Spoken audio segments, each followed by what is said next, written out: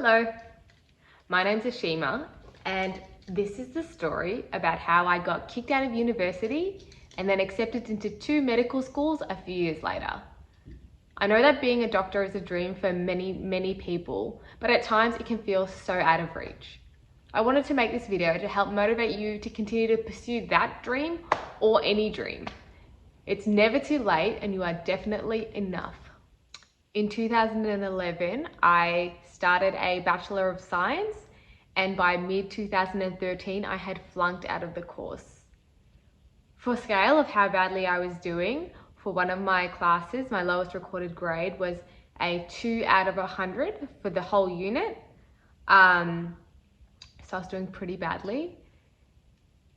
I don't want to go into this part too much, but a portion of the reason that I was struggling so much was that I was living at home and it wasn't a good place for me to be living.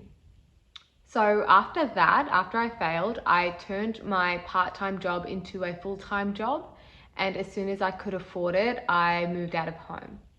My background is Indian, so this act in itself was met with a lot of resistance and chaos.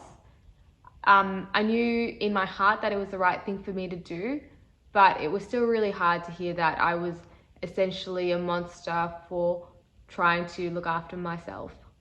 If I had any doubts about whether or not moving out was the right thing for me to do, those doubts immediately vanished as soon as I walked through the door of my new house. I came to the realization that I had never known what it meant to want to be at home.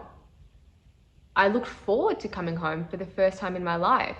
And when I was at home, it felt like a sanctuary. Sitting idle in my living room also opened up for me all this mental real estate that I didn't know I had. It meant that my brain was able to function so much smoother and my mind felt free and relaxed, which was a new feeling. This is the first take-home message of this video. If your living situation is anything short of serene, you can and you should do better. Whether it's tension with your family or your housemates, the bottom line is that it is affecting your mental state. The tension doesn't even have to involve you directly. It could just be that one of your housemates hates your other housemate. I promise you, tensions like this are affecting you in ways that you can't see. I attribute any success I have to prioritizing a calm home environment over everything. I thoroughly enjoyed my new life, which involved working and partying and making new friends and listening to good music. But my perpetually curious nature soon grew bored of the repetition, and I decided that it was time for me to go back to university. I had toyed with the idea of wanting to be a doctor in high school, but in all honesty, I never considered that I might be capable enough. My mum was a housewife, my dad was a chef. I didn't know any doctors, and so then I concluded that they must be a whole other league of intelligence that was surely genetic. I wasn't quite ready to confront that demon yet, so I applied for a random degree that seemed easier than science. I didn't think that I'd get into that either, but the university was kind enough to give me a shot. Within the semester, I knew that this course was not for me. It had served its purpose of graduating my confidence from rock bottom to slightly above rock bottom, but it just wasn't scratching my itch to learn science. I remember this next part really clearly.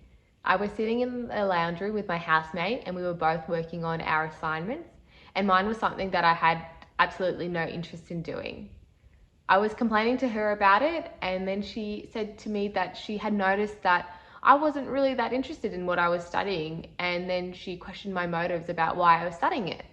And I admitted to her that I was just doing it because I felt some societal pressure to complete a degree or have some sort of tertiary education, even though I wasn't really interested in my learning.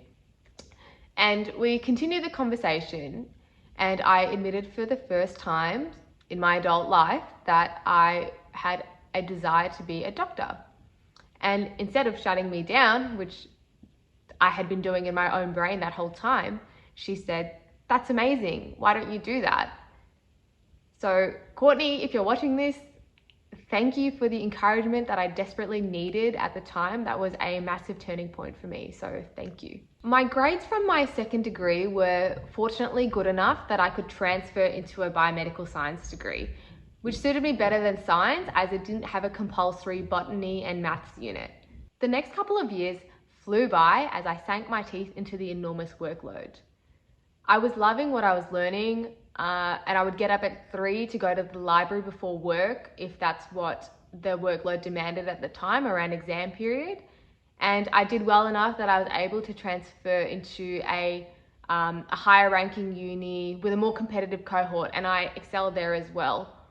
My second take-home message from this video is to take your work out of your home. In my entire tertiary education, or the part that I have done well in, I have not studied at home ever. I only study at the library, and it really helps to compartmentalize when is work time and when is downtime. So when I'm at uni, I'm studying, and when I'm at home, I can switch off and I can relax, I can watch reality TV, I can do whatever I want to make me feel relaxed. It also serves the purpose of, I can't lie to myself and say that I'm going to do it after dinner, or I'm going to go home and have a nap and do it later, because realistically that doesn't come. So don't kid yourself. This is the part that gets really sad. I got a call when I was at work one day from the hospital saying that my father had had a massive heart attack and he was in the ICU. So I rushed there after work and he was in a coma. So for the next few weeks, I continued to apply myself completely to university. So I'd go to uni, go to work, get my homework done, and visit my comatose father to the best of my ability. It was very, very tempting to shove everything aside and then just visit him. But I was hopeful that he would recover, and I also knew that he would be really upset if I was putting off my studying or putting it aside for his sake. So he came out of his coma for a couple of weeks or 10 days, and he abruptly died a few weeks before my end of semester exams. From the time that my dad was in the hospital to the funeral to after the funeral, I can only describe as pandemonium. I don't remember that much from this time because I think I have suppressed it, but I do remember driving home one day and sitting in the car. It was like the middle of the night, and just crying and screaming and in hysterics for hours. After the funeral, I did my best to push my mourning aside because in all honesty, I didn't have time to deal with it, because along with work and along with uni, I was also studying for the GAMSAT. For those of you who don't know what the GAMSAT is, it's a 5.5 hour marathon exam that you have to do in Australia to become a doctor, and it covers everything from humanities to physics. If you're American, then this is the equivalent to like the MCAT.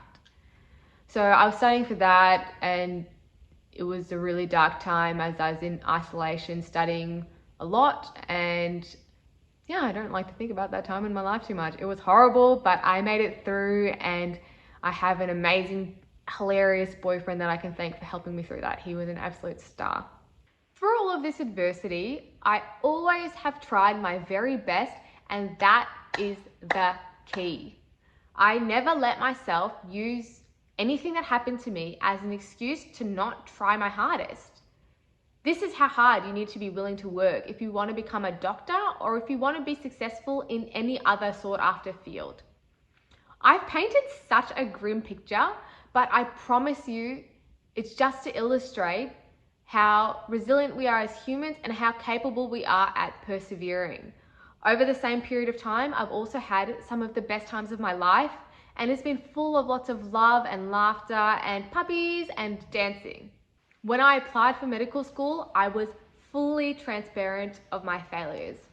In fact, in a plot twist, the school that I accepted was the same school that ejected me all of those years ago.